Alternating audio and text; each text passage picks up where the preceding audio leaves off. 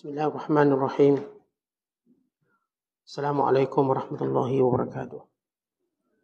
Alhamdulillah rabbil alamin wassalatu wassalamu ala rasulil amin wa ala alihi wa sahbihi wa man sara ala nahjihi wastanna bisunnatihi wahtada bihadihi ila yaumiddin amma ba'du. Faqala al-musannifu rahimahullahu ta'ala wa nafa'ana Allahu bihi wa bi'ulumihi fid darain amin. Telah berkata Imam Al-Allamah Syekh Abdul Qasim Al-Kushairi, semoga Allah Ta'ala merahmatinya dan kita mendapat manfaat serta barakah ilmunya di dunia dan di akhirat. Tajuk yang ke-30, zikir. Allah Ta'ala berfirman, Ya ayyuhalladzina amanu dzkurullaha dzikran katsira. Wahai orang-orang yang beriman, ingatlah dengan ingatlah kepada Allah dengan ingatan yang banyak. Rasulullah sallallahu alaihi wasallam bersabda, Ala unabbi'ukum bi khairi a'malikum wa azkaha 'inda malikikum wa arfa'iha fi darajatikum wa khairin min i'ta'i adh-dhahabi wal warik wa an talqaw aduwakum fatadribu a'naqahum wa yadribu a'naqakum. Qalu ma dzaka ya Rasulullah? Qala dzikrullahi ta'ala. Inginkah saya akan memberitahukan kamu tentang sebaik-baik amal kamu, paling suci amal kamu di sisi Raja kamu, paling tingginya amal kamu dalam tingkatan beberapa darjat, dan paling baiknya pemberian daripada emas dan perak, dan lebih baik daripada kamu bertemu musuh-musuh kamu.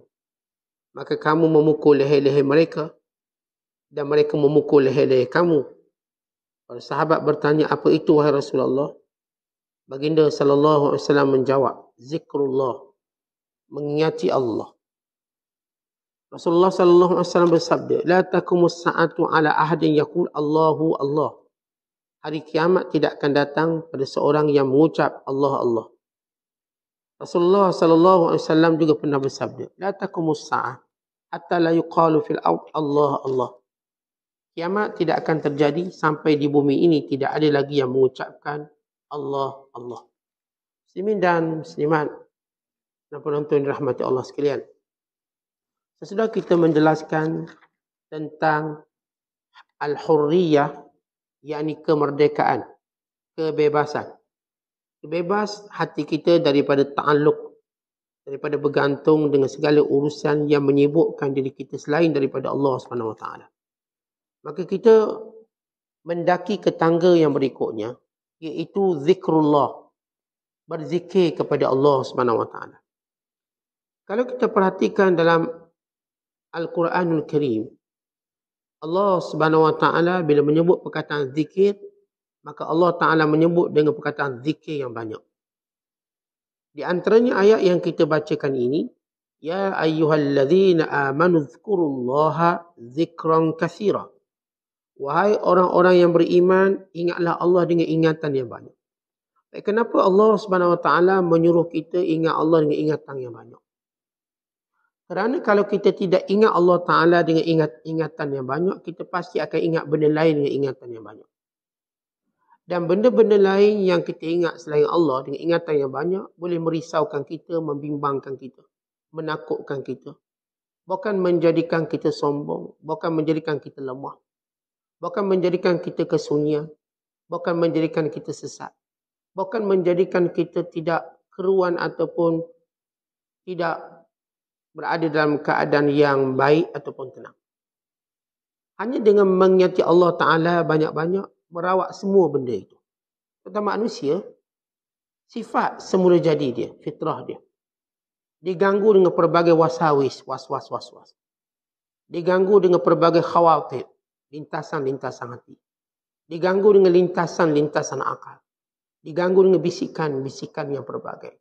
Diganggu dengan setiap suara-suara yang nyata dan yang gaib. Maka kesemuanya ini menjadikan kita tak ada sistem. Kita rosak. Kita bayangkan kalau kita duduk dalam situasi biasa. Apa yang datang pada kita? Ni bisik yang ni bisik macam ni. Hati bercakap macam ni, yang ni bercakap macam ni. Akhirnya kita berada dalam peperangan yang tidak berkesudahan. Maka kita tak tenang tengok anak fikir benda tu, fikir benda ni. Tengok isteri fikir benda tu, fikir benda ni. Tengok pekerjaan kita fikir itu, fikir ini. Tengok kawan kita, tengok jiran kita. Berserabut dalam diri. Seperti wayar-wayar yang ada yang tak tersusun. Ia boleh memusnahkan kita, mematikan kita. Bahkan menghilangkan sifat kemanusiaan kita. Apatah lagi sifat perhambaan. Nilai manusia juga hilang. Jangan kata nilai perhambaan. Kan itu bila kita perhatikan Al-Quran. Allah Ta'ala suruh kita ingat Allah Ta'ala banyak-banyak. Ingat Allah Ta'ala banyak-banyak dalam semua keadaan. Hatta dalam kita mencari rezeki. Kita baca surah Al-Jumu'ah ayat ke-10. Apa kata Allah? فَإِذَا قُضِيَتِ الصَّلَاةُ فَانْتَشِرُوا فِي الْأَرْضِ وَابْتَغُوا مِنْ فَضْلِ اللَّهِ وَاذْكُرُوا اللَّهَ كَثِيرًا لَعَلَّكُمْ تُفْلِحُونَ. Bila mana kamu selesai solat fardu Jumaat, maka bertebaranlah kamu di muka bumi. Bertebaranlah kamu di muka bumi mencari kurniaan Allah. Dan ingatlah Allah banyak-banyak, semoga kamu berjaya. Bila Allah Ta'ala kata dalam bab cari rezeki, kamu kena ingat Allah banyak-banyak. Maka itu sebab kamu berjaya. Bukan ke mana kita perang. Allah Ta'ala suruh kita ingat Allah banyak-banyak. Kita baca dalam surah Al-Anfal ayat yang ke-45. Bila mana Allah Ta'ala berfirman, Ya ayyuhalladzina amanu idza laqitum fi'atan fathbutu wadhkurullaha katsiran la'allakum tuflihun. Wahai orang-orang yang beriman, bila kamu bertemu dengan musuh kamu, maka tetapkan pendirian kamu, jangan lari. Dan ingatlah Allah Ta'ala banyak-banyak, semoga kamu berjaya. Dalam cari rezeki Allah suruh kita ingat banyak-banyak. Dalam berperang Allah Ta'ala suruh kita ingat banyak-banyak. Dalam keadaan kita duduk baring, dalam keadaan kita berdiri, Allah Ta'ala suruh kita ingat Allah banyak-banyak. Sebagaimana lafaz mutlak yang Allah Ta'ala sebut, wahai orang beriman, ingatlah Allah banyak-banyak. Bukan ketika mana Allah Ta'ala memuji orang yang ada akal, yang disebut ulul albab. Yang ada akal, bijak. Apa sifat mereka? Alladzina yadhkuruna Allaha qiyaman wa qu'udan wa 'ala junubihim. Itu orang-orang yang sentiasa ingat Allah ketika berdiri, ketika duduk, dan ketika berbaring. Bila ada seorang lelaki, kata Abdullah bin Busur radhiyallahu ta'ala anhu, datang jumpa Nabi sallallahu alaihi wasallam. Dia kata, Ya Rasulullah, inna syara'i al-Islam qad kathurat alayya. Wahai Rasulullah, saya nampak amalan-amalan dalam Islam ni banyak. Banyak sangat-sangat. Dan saya tak mampu nak buat. Fa akhbirni bi syai'in atashabbathu bihi. Boleh tak beritahu pada saya satu benda? Kalau saya berpegang dengannya, saya seperti mendapat pahala yang banyak. Ni amalan-amalan Islam banyak ni. Solat duhanya, ada solat taubatnya. Kita ada sedekahnya, kita ada sekian. Jadi banyak. Kadang-kadang kita tak mampu buat. Kadang-kadang kita lemah buat. Kadang-kadang kita tak mampu berterusan buat. Ada amalan kita boleh buat sekali-sekala. Sekali bolehlah buat, pergi umrah setahun sekali. Pergi selalu, tak mampu kita. Ada amalan, bolehlah kita buat waktu kita lapang. Waktu kita mungkin dalam keadaan tertentu, tak sibuk. Tapi lelaki ini kata, Ya Rasulullah, syariat Islam ni banyak sungguh. Boleh tak saya nak tahu satu amalan yang dengannya kalau saya buat, saya berpegang dengannya, saya dapat kebaikan yang banyak. Lalu kata Nabi SAW, ada. La yazalu lisanuka ratban min zikrillah. Iaitu lidah kamu sentiasa basah ingat Allah. Tuan-tuan kita contoh. Tuan-tuan tengah berniaga. Tuan-tuan takkan boleh semayang. Tuan-tuan tak boleh nak buat beberapa ibadat-ibadat tertentu. Terbatas. Sebab apa? Nak ambil wuduknya lagi, nak ngadap kiblatnya lagi. Apa yang boleh buat? Berzikir. Kita berzikir pada Allah. Nak tunggu pelanggan datang. Pelanggan tu datang terus. Kadang datang, kadang tak datang. Maka berzikir terus. Duduk, diri, baring. Ia tidak mengganggu apa pun kita nak buat. Kita hantar anak kita kat sekolah. Maka kita boleh berzikir. Kadang anak-anak pun boleh ikut sekali. Kita duduk termenung kejap, kita boleh berzikir. Ia satu ibadat yang ruangnya terbuka pada semua orang, termasuk perempuan yang uzur. Kadang perempuan-perempuan yang uzur bertanya, kita ni uzur ni tak banyak ibadat boleh buat. Nak baca Quran tak boleh, nak sembahyang tak boleh, masuk masjid tak boleh. Setengah-setengah wanita dengan datang uzur tadi, dia merasakan pintu ibadatnya tertutup, ruangnya sempit. Jawapannya tidak. Zikrullah, zikir pada Allah ini membuka ruang ibadat yang amat besar dan luas. Tadi kita sebut bahawa Allah suruh kita dalam bab cari rezeki ingat Allah. Itulah dia rahsia kejayaan. Dalam bab berperang ingat Allah. Itulah rahsia kejayaan. Dalam bab untuk mencari ketenangan, maka ingat Allah. Bila Allah menyebut ala bi dzikrillahi tatmainnul qulub, ketahuilah dengan ingat Allah tenang hati. Sebab manusia mencari ketenangan pergi pantai, pergi gunung, pergi shopping, pergi melancong, balik kampung.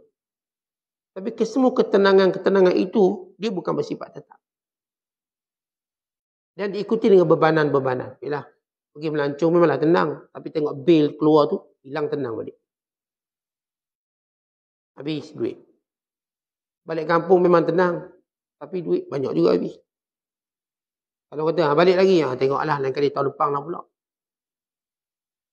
Kita pergi tu, pergi sana, pergi sini memang tenang, tapi dia ada kesan sampingan dia. Dia macam kita makan ubat sakit. Memanglah tak sakit lepas tu makan ubat sakit, tapi dia ada kesan lah. Attack buah pinggang kita. Sekian-sekian. Kita nak cari ketenangan yang tak ada side effect. Yang tak ada athar janibiyah. Tak ada kesan sampingan. Yang benar-benar kita akan rasa bahagia. Zikrullah. Yang Nabi SAW menamakan mereka sebagai mufarridun. Sabakal mufarridun. Telah mendahului semua orang, iaitu golongan mufarridun. Siapa mufarridun? Yang banyak ingat Allah. Sebab dia satu ruang yang saya katakan amat terbuka. Atau kalau kita bangun malam tak mampu nak berdiri solat, nak ambil wuduk sejuk, nak berdiri rasa mengantuk, maka gantinya ialah zikrullah. Dan bila kita berzikir pada Allah walaupun di tempat pembaringan kita, maka kita mendapat pahala sebagaimana kita qiyam dan sebagainya. Kan itu bila Nabi SAW menyatakan seorang yang terkejut tengah malam, lalu dia menyebut la ilaha illallah wahdahu la syarikalah, lahul mulku wa lahul hamdu wa huwa ala kulli syai'in qadir. Dan menyebut subhanallah walhamdulillah wa la ilaha illallah wallahu akbar. Melainkan kalau dia berdoa Allah mustajabkan. Dia berkata Allah maghfirli, ya Allah ampunkan dosaku. Ni baring ni tak bangun. Lepas tu kita terkejut 3 pagi, 2 pagi, 1 pagi. Tapi nak teruskan tidur dan masih sama nak juga kelebihan. Dan terkejut malam. Yang kejutkan kita malam ni Allah. Untuk beri kita bonus. Pahala berganda. Maka saya katakan kita mungkin nak berdiri solat masa tak mampu. Maka zikir. Kita tilam kita zikir. Walau waktu itu kita mungkin tak ada wuduk, mungkin berjunuk. Dalam keadaan junuk misalnya. Kita boleh berzikir kerana dia tiada larangan. Walaupun kita tak nafikan, berada dalam keadaan wuduk menyebut Allah itu lebih baik. Itu akhlak Nabi SAW. Rasulullah tidak menyebut nama Allah melainkan dalam keadaan Nabi berwuduk. Hatta baginda SAW juga tidak menjawab salam orang melainkan Nabi berwuduk. Kan Rasulullah mengingati Allah dalam keadaan paling sempurna. Ada seorang sahabat beri salam, Nabi tak jawab. Nabi pergi ambil wuduk, lepas tu Nabi sebut waalaikumsalam. Rasulullah SAW tak akan menjawab salam melainkan baginda dalam keadaan wuduk. Dan baginda dalam keadaan suci dan menyebut nama Allah. Ini tahap paling sempurna manusia ingat Allah. Tapi kita menyebut secara umum perintah Allah. Ingat Allah dalam semua ketika. Jadi tengah tidur tak bangun boleh ingat Allah. Kenapa zikir ni penting? Penting sebagaimana bila para ulama memberi takbir zikir penting. Sebagaimana kalau kita ada mata, tapi mata kita buta. Itulah hidup tanpa zikir. Seperti kita ada tangan, tapi tangan kita ini cacat ataupun tangan kita lumpuh. Seperti itulah bila tidak berzikir. Seperti kita ada tanaman yang bunga-bunga yang indah cantik, namun kita tak siram dia. Seperti itulah zikir. Seperti ikan yang berada di satu tempat, lalu kita keluarkannya, pasti tercungap dia dan dia mungkin mati. Kerana itulah gambaran zikir. Ramai ulama memberi takbiran pelbagai untuk beritahu pentingnya zikir. Kalau tuan-tuan ada telinga tapi telinga tak dengar, apa guna telinga? Itulah orang yang tak berzikir. Bahkan ibarat daripada Nabi sallallahu alaihi wasallam lebih kuat. Bila baginda sallallahu alaihi wasallam menyatakan mathalul ladzi yadhkuru rabbahu wal ladzi la yadhkuru rabbahu mathal hayy wal mayyit, muttafaqun alaih. Bukhari Muslim. Bandingan orang yang ingat Allah dengan orang yang tak ingat Allah, macam orang hidup dengan orang mati. Tentang manusia yang zahirnya hidup, tetapi kurang zikirnya atau tiada zikirnya, dia seperti orang sakit atau orang mati. Yang zikir sikit macam orang sakit. Tuan-tuan suka tak melalui hidup tuan-tuan? Kadang-kadang tuan-tuan bawa sikit penyakit. Sesama 4 minggu sesama. Nak? Tak nak. Nak tak kita dalam hidup kita, yang lain cuma comel belaka tapi batuk selalu. Oh, tak nak. Nak tak kita, yang lain okey belaka tapi kadang-kadang datang gauk kita. Jawapannya kita tak nak. Nak tak kita, kadang-kadang kita okey tapi boleh naik darah tinggi. Semua, kalau boleh kita tak mahu ada penyakit-penyakit. Wa imma dia berterusan kat kita atau dia datang sekali-sekali. Gambaran, kita nak cerita gambaran. Gambaran orang yang melalui harinya tanpa zikir seperti orang melalui harinya tanpa tubuh badan yang sihat. Gambaran orang yang melalui bulanan tahunannya tanpa zikir seperti orang sentiasa sakit. Sebab itu Rasulullah menyatakan bandingan orang ingat Allah dengan tak ingat Allah macam orang hidup, orang mati. Tetapi bila mati dia tak ada fungsi. Sebab itu jangan jadikan jasad kita, kubur kita dengan tidak berzikir. Kata ulama, seorang tak zikir, jasadnya seperti kubur. Jasad kita macam kubur. Maksudnya apa tuan-tuan? Tuan-tuan kalau tengok kubur apa maksud? Tempat orang dah tak boleh beramal. Ni kita hidup tempat di mana kita boleh beramal. Dah dalam kubur nak beramal buat apa? Tak boleh amal dah. Begitulah gambaran jasad ni. Kalau tak beramal, macam kubur. Itu bila kita ingat Allah SWT, maka Allah menjanjikan paling kurang kita akan dapat 4 kelebihan. Paling kurang. Bagaimana disebut dalam hadis Nabi SAW. La yaq'udu qawmun yadhkuruna Allaha illa haffathumul malaikah wa ghasyiyatuhumur rahmah wa nazalat alaihimus sakinah wa dzakarahumullahu fi man indah. Tidak ada yang duduk mengingati Allah melainkan malaikat akan bersama dengan satu. Malaikat akan bersama kita. Kita hidup dalam keadaan malaikat sentiasa bersama kita. Macam tuan-tuan berjalan, bodyguard sentiasa bersama tuan-tuan. Apa tuan-tuan rasa? Kita berjalan, bodyguard keliling kita. Ada orang ikut kita. Segagah-gagah manusia ikut. Apa kita rasa? Selamat. Apa kita rasa? Kuat. Apa kita rasa? Tenang. Tuan-tuan berjalan, bodyguard. Tak payah fikir apa-apa. Tak payah fikir ada orang ketuk kepala ke. Tak payah fikir ada orang nak tembak kita. Ada bodyguard. Maka bila seorang itu ingat Allah, ihatatul malaikatu bihi. Malaikat ikut dia. Tuan-tuan tidur, malaikat ada tempat tuan-tuan tidur. Dalam hadis, diceritakan, seorang anak Adam tidur. Akan datang kepadanya malaikat dan juga syaitan. Syaitan. Dan kalau sekiranya dia tidur dalam keadaan ingat Allah, malaikat kata, dia milikku. Dan malaikat menjaganya sampai subuh.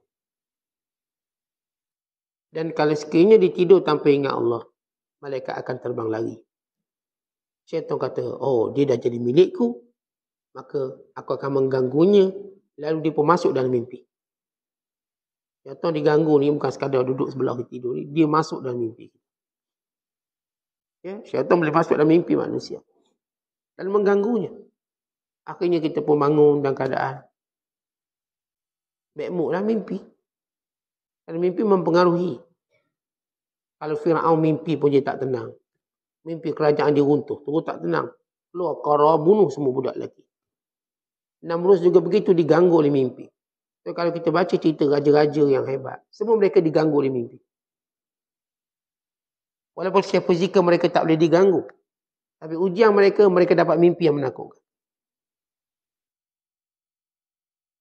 Yang menyebabkan mereka tidak merasa tenang dengan jawatan mereka. Sejarah dah tunjuk begitu. Hatta Raja Mesir pada zaman Nabi Allah Yusuf AS juga bermimpi. Tengok lembu kurus. Lembu kurus tadi makan lembu gemuk. 7 ekor lembu kurus makan lembu gemuk. Tuan-tuan ngeri lembu makan lembu, ngeri. Kalau jumpa orang makan lembu tak ngeri sangat. Lembu makan lembu. Kita tengok ayam makan ayam pun ngeri. Jahat no ayam. Ayam makan ayam. Kita tengok kucing makan kucing. Jahat. Tuan-tuan pernah tengok mak kucing makan kucing? Makan anak dia. Kita nampak jahat. Walaupun tujuan dimakan tu macam-macam. Ada kata kucing ni kalau makan anak, tanda anak tu cacat.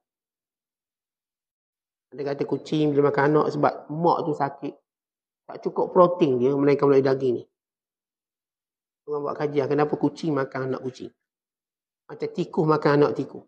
Tapi suasana kita tengok tu ngeri. Sebab bila binatang sejenis makan sejenis, ngeri.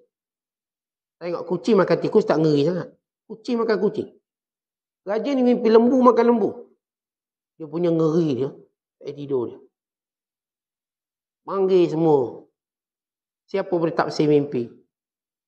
Menteri-menteri cuba tenangkan dia. Tuanku, adrasu ahlam. Itu mainan tidur tuanku. Marah aja. Bila menteri-menteri dia kata mainan tidur aja marah. Akhirnya menteri kata, kami tak tahu takbir mimpi. Cakap macam tu, jangan sebut mainan-mainan mimpi. Akhirnya cari siapa. Dia cari. Sehinggalah sebab Nabi Allah Yusuf dibebaskan. Jadi tuan-tuan, bila kita waktu tidur ingat Allah, malaikat jaga kita. Waktu mana kita tak ingat Allah, setan duk jaga kita. Tuan setan jaga kita tak selamat. Tuan-tuan berjalan sebut nama Allah, maka malaikat jaga. Ini yang pertama kita akan dapat. Bila mana kita zikrullah. Ada makhluk, ada malaikat, ada makhluk Allah khas yang akan menjaga setiap orang yang ingat Allah. Malaikat sepanjang jalan kita ingat Allah, malaikat jaga. Palang kerja kita ingat Allah, malaikat jaga kita. Panjang kita bermusafir ingat Allah, malaikat jaga kita. Maka ingat Allah. Kemudian yang kedua, paling tidak bagi orang berzikir. Maka Allah Ta'ala turunkan tumakninah. Nazalat alaihimus sakinah. Allah turunkan padanya sakinah. Tenang. Datang tenang. Pak Ustaz serabut juga. Dia lebih tenang daripada yang serabut tanpa sebut nama Allah. Biasakan sebut nama Allah. Contoh kesilapan kita dah menyebut nama Allah. Kita sebut nama Allah tapi kita ingat yang lain. Itu masalah kita. Astaghfirullahalazim tapi duk bayar benda lain cerita. Artinya istighfar tu tak berkesan. Waktu kita sebut nama Allah, fokus ingat pada Allah semua-semua. Kalau saya katakan astaghfirullah, Allah ampunkan dosa saya. Maka saya bayangkan dosa saya. Dengan setiap sebutan astaghfirullah. Waktu saya menyebut Allahu Akbar, Allah Maha Besar. Saya melihat kebesaran Allah yang mencipta, yang mentadbir, yang menguruskan manusia. Allahu Akbar. Waktu saya berkata inna lillah wa inna ilaihi raji'un. Saya melihat semua ini ialah milik Allah. Akan dikembalikan pada Allah. Cepat atau lambat. Yang ingat macam ni Allah bagi tenang. Dan yang ketiga, orang-orang yang mengingati Allah SWT. Kata Nabi SAW, Ghasyan rahmah. Rahmat Allah akan mengelilinginya. Ghasyan. Tadi malaikat jaga. Turun tenang. Rahmat Allah keliling kita. Itu apa maksud rahmat Allah? Yang mengelilingi kita. Sayang Allah pada kita. Rahmat Allah Ta'ala pada kita. Yang menjadikan Allah Ta'ala menyelamatkan kita daripada bahaya angkara jiwa dan nafsu yang jahat kita. Tentang bila sebut rahmat Allah. Saya dah sebut dalam diri kita ni macam-macam bisikan. Jahat ada. Kalau kita tak berzikir, bisikan itu menguasai kita. Tu kita dengar orang yang berhalusinasi. Kita dengar orang yang sakit jiwa. Kita dengar orang yang berada dalam depression, tekanan. Kita dengar, kata bila saya baca kisah-kisah orang-orang yang mengamuk. Sampai peringkat membunuh. Tak kira bunuh mak, bunuh ayah, adik beradik, menembak kat sekolah. Semua mereka bercakap benda sama. Mereka dibisikkan sesuatu untuk buat benda tu. Mereka dibisikkan. Bunuh dia, bunuh dia. Ini suara ni tengiang-ngiang kata, bunuh, bunuh, bunuh. Kata sekalian, apa dia punya rawatan? Dawa. Supaya anak-anak kita ni, jangan ada sampai dalam diri mereka bisikan-bisikan yang tak elok. Kerana itu kita ajar mereka berzikir.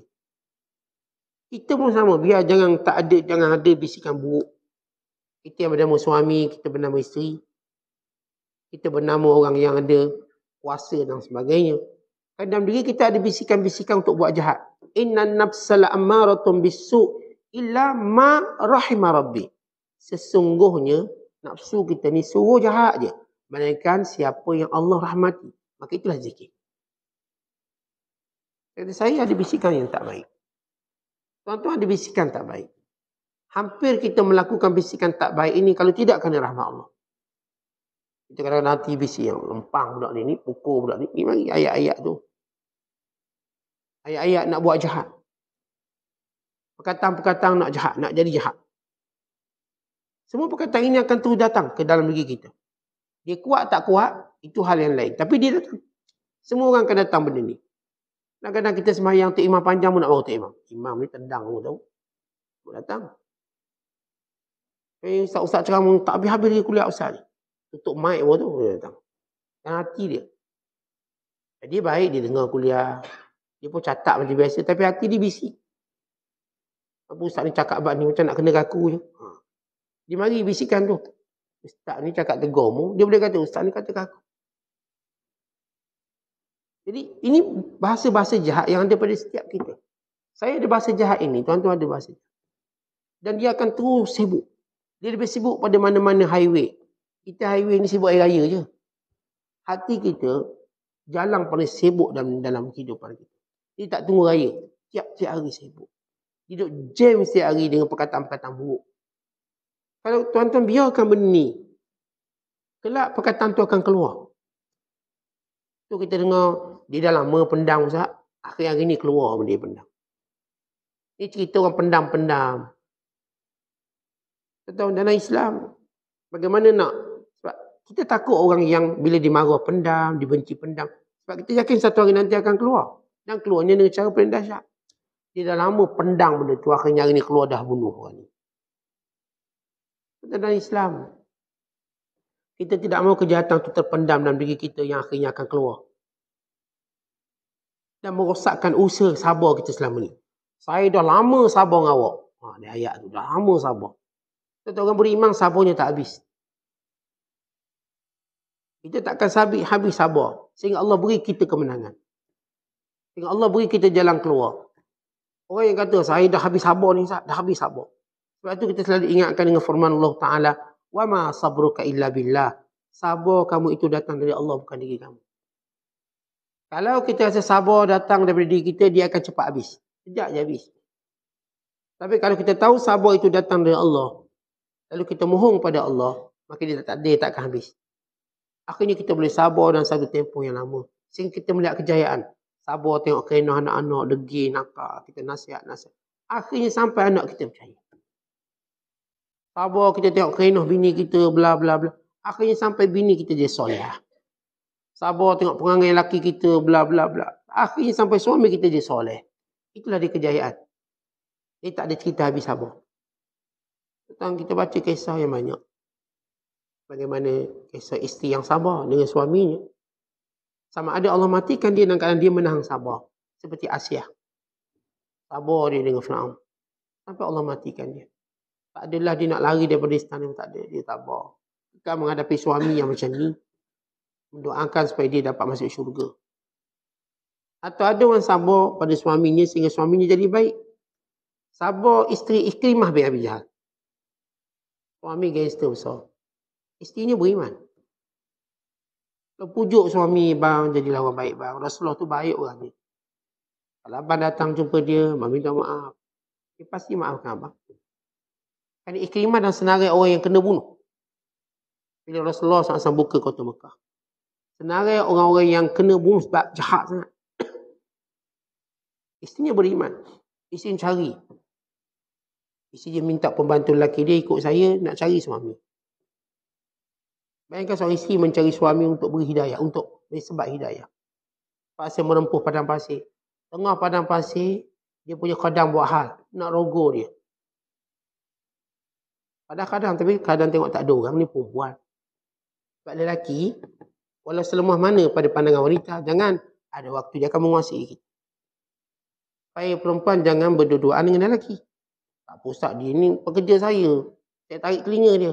Lah hari kita boleh tarik telinga. Dia tarik telinga kita pula. Maka ini kadang, kalau ikutnya hamba, tak berani buat sesuatu pada Tuhan dia. Tapi dah hamba tengok tengah padang pasir mana ada orang. Dia tu cuba merogoh isi Ikrimah. Isi Ikrimah ni bijak. Kita tak payah rogoh lah, kita buat suka sama suka. Tapi biar kita cari ni dulu, nanti kita buat. Isinya bijak, isi tak lawan. Sebab dia tahu dia tak akan menang. Dan suasana macam nak jerit, orang tak dengar. Isi kata, kita cari dulu suami saya. Nanti kita settle tepi lah, macam tu lah ayat ni. Saya cakap ni nak mudah tuan-tuan faham. Jadi ayat dia lah dalam bahasa Arab. Maka sampailah dia jumpa Ikrimah yang sedang naik kapal untuk keluar daripada kota Mekah. Tapi kapal tu tak mampu bergerak. Faktor cuaca dan sebagainya. Sehingga kapten kapal, hari ni tak ada orang boleh selamat melainkan dengan kembali pada Allah. Maka Ikrimah terpukul kalimah itu. Tak ada orang boleh selamat. Akhirnya jumpa isterinya. Maka isterinya menyebut, ya wahai suamiku, pulanglah pada pangkuan fitrah masuk Islam. Rasulullah baik, Rasulullah pasti ampun. Maka lunak hatinya. Ini sabar seorang isteri. Kerana sabarnya kerana Allah. Tapi isteri sempat betul bang. Kita punya bantu hampir nak ogoh saya. Ikrimah sebelum balik tu bunuh seorang lagi. Bunuh. Nanti cerita kemudian lah bunuh dulu ni. Jahat nak logo Tuhan di sini. Dia bunuh hambanya. Kemudian dia pulang jumpa Nabi SAW. Berbai'ah. Cerita nak cerita bagaimana kesabaran seorang isteri. Sabar isteri dia bergerak jauh ke padang pasir untuk insafkan suami. Jadi ini kita sebut sabar dari Allah. Kalau sabar dari Allah dia tak habis. Tapi dia akan melahirkan orang yang kuat. Bukan orang yang lemah, yang memendam. Jadi macam mana kita nak berhadapan dengan sifat penam-penam? Zikrullah. Kerana kita dah sebut zikir Allah memadamkan segala bisikan jahat dalam diri kita. Ini perkataan ma rahimah rabbi. Melainkan orang yang Allah rahmati. Diri saya, diri tuan-tuan sentiasa suruh benda jahat. Saya katakan tidak ada highway paling sibuk daripada jiwa kita. Dalam bisikan yang pelbagai. Dan janji Allah Ta'ala pada yang zikir Allah. Ghasyian rahmah Allah. Apa itu rahmah Allah? Selamat daripada setiap panggilan kejahatan. Dan akhir sekali, ini 4 kelebihan zikir yang minimum. Ialah Allah Ta'ala akan menyebut nama orang yang menyebut nama Allah di kalangan orang-orang yang tinggi di sisi Allah. Wa zakarahumullahu fi man indah. Allah menyebut setiap nama orang-orang yang menyebut nama Allah di kalangan orang-orang yang mulia dan terpilih. Dan ini selaras dengan apa yang Allah sebut dalam Al-Quran. Fadhkuruni azkurkum. Kamu ingat aku ingat kamu. Contoh kita ni kalau kita kenal mana-mana orang besar atas dunia, tuan-tuan ingat dia tak ingat tuan-tuan. Kita duk ingat dia, duk undi dia sampai dia berjaya. Kita betul, Datuk Seri ingat tak lagi saya. Tak ingat awak orang mana. Datuk kenal dengan saya. Saya lah yang bendera tu saya yang panjat atas pokok kelapa jatuh tu. Dia pun tak ingat. Sebab ramai sangat yang jatuh ni. Siapa awak ni? Tentang orang-orang yang atas dunia ni, tuan-tuan berjasa macam mana pun, kadang-kadang tuan-tuan dilupakan, tak ingat pun. Allah ni, bila kita ingat, Allah ingat kita. Allah tu angkat kita. Ingat je. Subhanallah, Allah ingat kita. Lepas tu kata Sabi Al-Bunani, aku tahu bila Allah sebut nama aku. Mana orang tahu benda gaib? Saya tahu bila Allah sebut nama saya. Kata anak murid, Tok Guru macam mana Tok Guru cakap macam tu? Kadang-kadang ada kalam Tok Guru ni, orang bawah ni, dia confused. Tok Guru cakap apa ni? Dia macam bunyi-bunyi sesak, bau sesak. Lepas tu kita diajar, sebagaimana kata Imam Al-Ghazali, kita kalau dengar Tok Guru kita bercakap bahasa yang nampak macam sesak, tanya dia dulu. Jangan tu tak nak ikut dah kuliah dia bunyi sesak. Tanya dia dulu. Ini anak murid Thabit Al-Bunani kata, mana Tuan Guru kata tahu bila Allah sebut nama Tuan Guru? Dia kata, bukankah Allah berfirman, fadhkuruni azkurkum, kamu sebut aku, kamu ingat kamu, aku ingat kamu. Kamu ingat aku ingat kamu. Kadang memang betul ada dalam Quran. Waktu tuan-tuan ingat Allah, Allah ingat tuan-tuan. Maksudnya Allah sebut nama kita. Maka ini benda yang mudah. Kerana itu zikir merupakan amalan semua para anbiya. Hatta orang yang paling banyak berzikir ialah para nabinya. Dan khususnya Nabi kita Muhammad sallallahu alaihi wasallam. Sampai Imam Nawawi kumpul kita al-azkar, zikir-zikir Rasulullah. Yang Imam Nawawi buat tu itu ringkasan kepada zikir-zikir yang dihimpunkan oleh ulama lain. Ada banyak. Waktu Nabi berdiri, duduk. Rasulullah kalau kita tuan-tuan pergi haji ke umrah. Kita tengok zikir-zikir. Itu semua Rasulullah buat. Banyak ya, Rasulullah berzikir. Dengan zikir yang banyak. Kita nak tidur ada zikir, masuk jamban ada zikir, makan ada zikir. Musafir ada zikir, angin bertiup ada zikir, hujan turun ada zikir. Atau bertemu musuh ada zikirnya. Dan semua keadaan, tuan-tuan baca, ambil buku kita Al-Azkar, lihat. Zikir-zikir Rasulullah pada semua keadaan. Untuk kita mengetahui Rasulullah ni mulianya kerana banyak menyebut nama Allah. Lalu Allah mengangkat nama Nabi sallallahu alaihi wasallam. Wa rafa'na laka dzikrak, dan kami mengangkat namamu wahai Muhammad. Kenapa Allah mengangkat nama Muhammad SAW? Kerana Rasulullah mengangkat nama Allah. Sebab tu tuan-tuan kita ni, kalau bicara kita tentang Allah banyak, maka Allah akan angkat kita. Tapi kalau bicara kita tentang diri kita, bicara kita tentang nafsu kita, maka kita makin lama makin menurun jatuh. Kalau setiap hari kita bercakap tentang Allah, perintahnya, larangannya, ingatan padanya, maka Allah akan angkat kita, angkat. Tentang kita, kalau tuan-tuan baik dengan orang glamour, tuan-tuan akan glamour. Walaupun cuma selfie sekali je. Sekali nampak popular selfie. Selfie kat tiang kita orang. Glamour ambil gambar dengan orang sekian-sekian. Bagaimana orang yang bersama dengan Allah? Kalau kita cerita orang paling glamour, tuan-tuan nak tak ambil gambar dengan orang glamour? Ni dia punya pengikut dia 600 juta dekat Instagram. Nak. Suka dia tunggu dia main bola. Ni pengikut aman 600 juta. Boleh bersalang ni sekeping. Yang kata kalau dia nak tantangan kita ni ulur dahi. Tolong dahi kat dahi tantangan. Tutur tak padang tu. Belakang. Tuan-tuan nak tak kalau seglamour orang macam ni, kita pun adalah gambar sekeping dengan dia. Sekeping je. Oh, itu frame besar tu. Oh, frame. Padahal kalau kita tanya balik, dia pun dah tak ingat kita. Tak berapa juta orang bergambar dengan dia. Kata, ini Allah.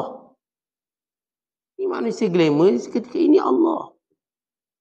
Zat yang popular. Zat yang maha agung, yang maha besar. Wala zikrullahi akbar. Tidak ada ingatan lebih besar daripada ingatan Allah. Kalau kita cerita popular, tidak ada yang paling popular dari Allah. Kerana setiap benda menunjukkan pada Allah. Kita ni tunjuk pada Allah. Kerana kita makhluknya. Semua signboard atas dunia ni tunjuk pada Allah. Kejadian alam, langit dan Allah. Sehingga manusia akan akhirnya cuma melihat Allah dan diri bukan yang lain. Kerana besarnya Allah. Bila seorang menyebut nama Allah, memperbanyakkan sebut nama Allah, dia telah mengangkat dirinya untuk mulia. Tapi kalau kita tak nak sebut nama Allah, kita telah menjatuhkan diri kita ke lubang kehinaan. Kita pasti akan jatuh. Pasti akan dilupakan. Bukan orang lain lupa, tuan-tuan. Anak-anak kita pun lupa kat kita. Kita bayangkan kita mati, apakah anak kita ingat kita?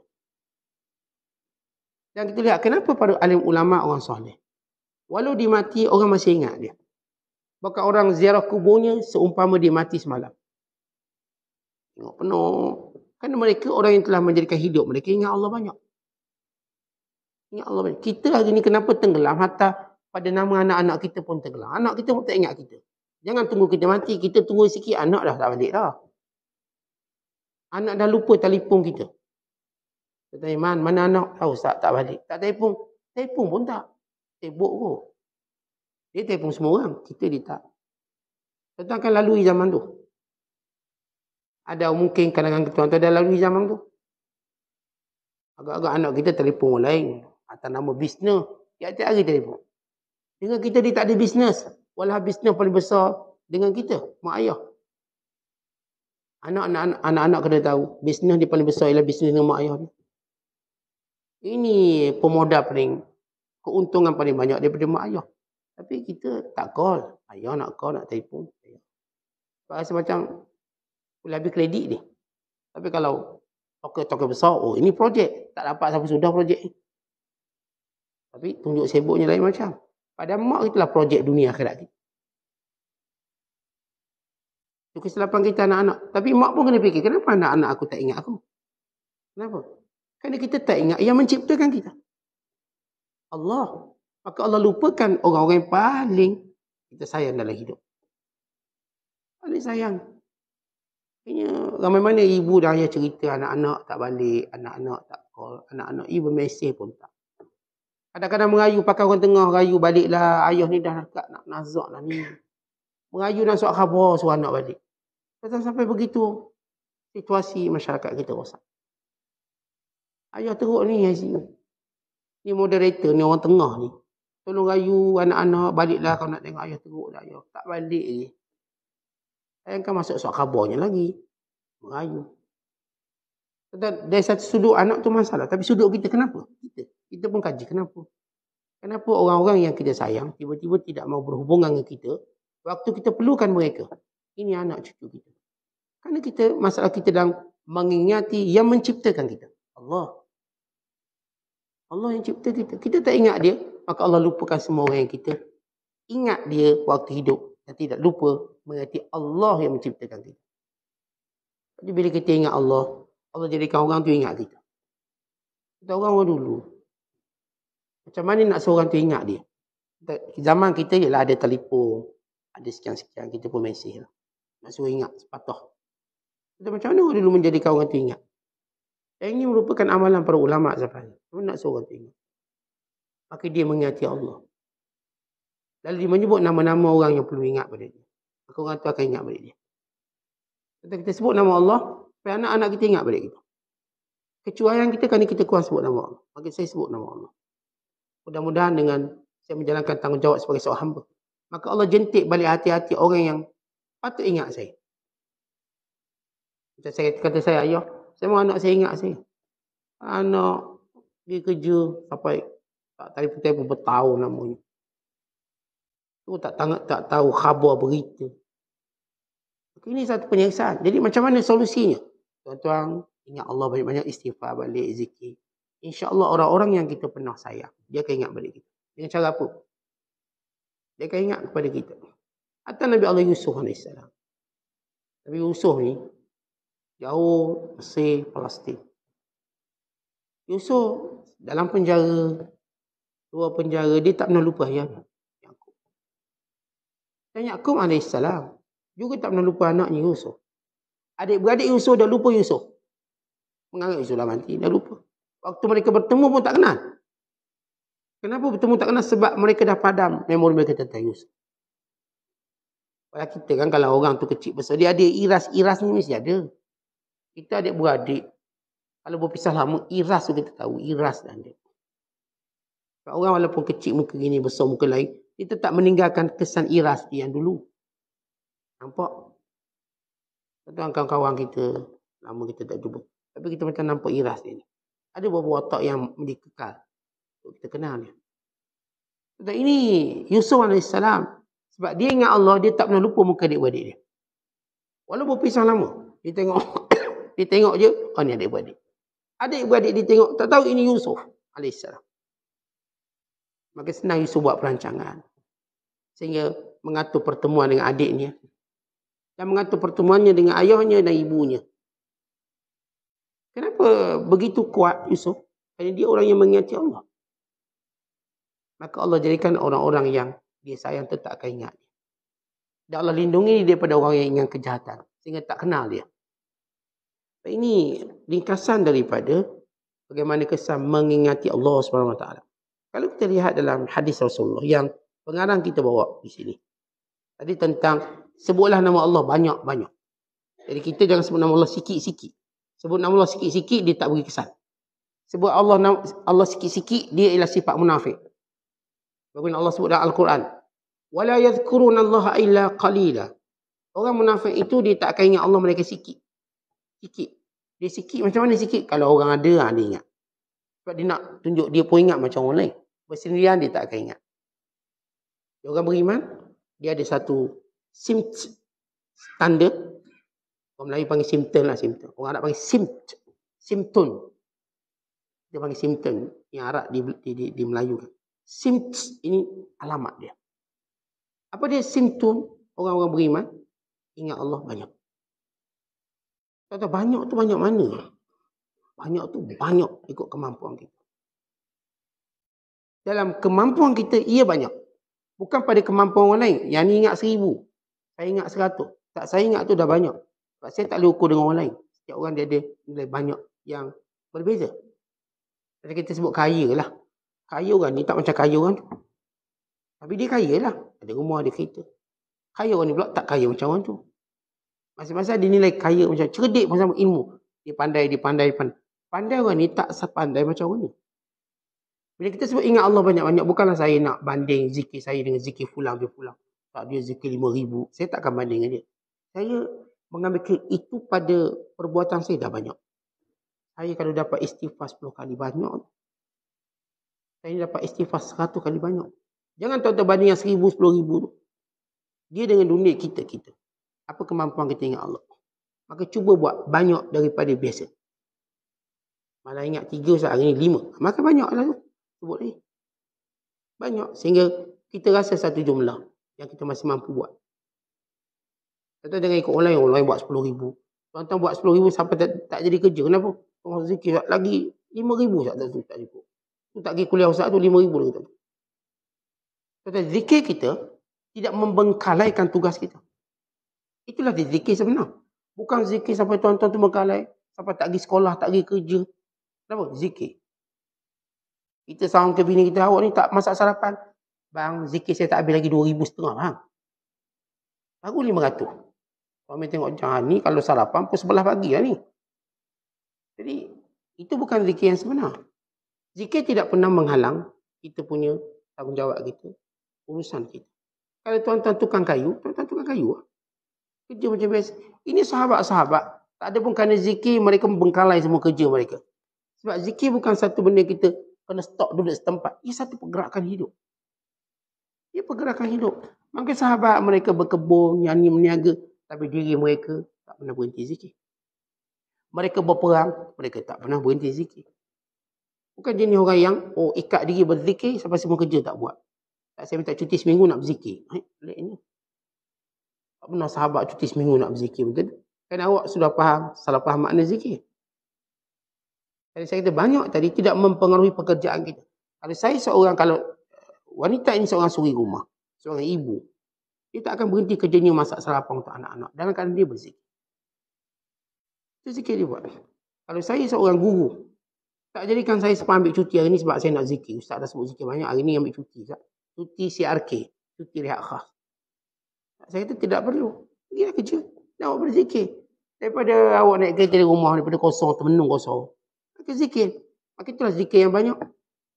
Jalan nak ke kelas, duduk termenung fikir. Maka kita berzikir. Itulah dia zikir yang banyak. Jalanan kita kat kantin, nak makan, kita berzikir. Itulah zikir yang banyak. Bukan tunggu sebut 1,000 kali. Boleh sebut 3-4 kali, okey. Ingatlah tu. Itu maksud zikrullah banyak. Jangan bandingkan dengan orang lain, satu. Yang kedua, jangan membengkalaikan peranan dan tugas kita. Sebab itu tidak diajar cara begitu zikir. Allahumma melainkan, memang hari ni saat tak ada kerja, kita orang cuti, kita pun nak duduk, nak zikir banyak-banyak. Sebab saya pun anak-anak pun semua duduk asrama, tak ada benda nak sarapan. Laki saya Ustaz memang sarapan kedai mamak. Jadi saya nak duduk lama sikit lepas solat subuh sikit. Maka itu tak ada masalah. Sebab kita tak membengkalaikan tugas kita. Saya cerita kalau kita ada tugas-tugas lain, zikir tak akan hentikan. Kerana zikir punya rohnya sendiri yang akan menyempurnakan lagi kerja kita. Kerja saya sebagai seorang apa sahaja jawatan, dia akan jadi lebih sempurna dengan zikir. Saya kalau saya cikgu, maka makin sempurna cikgu saya. Makin saya beri ilmu yang baik pada anak-anak murid saya. Begitulah peranan zikir dan kehidupan orang beriman. Dia menguatkan, dia menyempurnakan. Dia bukan membengkalaikan kerja, kebiasaan kita. Dia tak pernah membengkalaikan. Kalau tidak, tuan-tuan, para sahabat tak jatuhkan roh dan parsi. Kerana zikir mereka pada Allah lah yang menyebabkan mereka jatuhkan roh dan parsi. Kerana mereka memahami zikir itu ialah kehidupan. Zikir ni kehidupan. Zikir bukanlah satu ritual, satu tempat, satu waktu. Bukan bentuk ritual. Ia kehidupan. Kehidupan yang menjadikan seorang itu ingat Allah setiap masa. Maka ini yang disebut sebagai zikrullah ataupun zikir yang banyak. Yang dijanjikan pahala yang besar yang disebut dalam ayat yang lain. bila Allah menyatakan wadh-dhakirinallaha wadh-dhakirat a'addallahu lahum maghfiratan wa ajran 'azima. Kita baca dalam surah Al-Ahzab ayat 35. Dan orang lelaki yang ingat Allah banyak-banyak dan orang perempuan yang ingat Allah banyak-banyak, Allah kurniakan kepadanya keampunan dan Allah kurniakan kepadanya pahala yang besar. Ini baik lelaki baik perempuan. Tentang dalam kebanyakan amalan biasa Allah sebut lelaki je. Tapi bila main datang dalam bab zikir, Allah menyebut perempuan sekali. Perempuan sekali. Sebutan lelaki bukan maksudnya meminggirkan wanita, tidak. Itu kebiasaan. Namun dalam bab zikir Allah sebut kedua-dua ini. Lelaki yang menyebut nama Allah yang banyak, perempuan yang menyebut nama Allah yang banyak. Kenapa kita punya peluang yang sama? Dalam hal lain mungkin kita tak ada peluang yang sama, seperti berjihad. Peluang kita tak sama. Seperti mencari nafkah, peluang kita tidak sama. Keterbatasan. Tapi dalam bab zikir Allah, baik lelaki atau perempuan, dia punya peluang yang sama. Peluang yang equal untuk kita buat benda yang sama. Seorang ibu yang saya sebut tadi, dalam dia memasak, menyediakan segala pengurusan rumahnya, tak menghalang dia berzikir. Seorang bapa yang bekerja, sibuk mencari nafkah, tidak menghalang daripada zikirnya. Dan dua-dua ini berada pada persaingan terbuka dalam menjadi orang yang paling banyak menyebut nama Allah dan dijanjikan keampunan dan pahala yang besar. Ini mukadimah zikir. Sebelum kita lihat hadis Nabi SAW tentang bagaimana zikir boleh mengatasi jihad, dan bagaimana zikir boleh mengatasi sedekah emas dan perak, dan bagaimana zikir boleh mengatasi amalan dalam situasi yang bagaimana.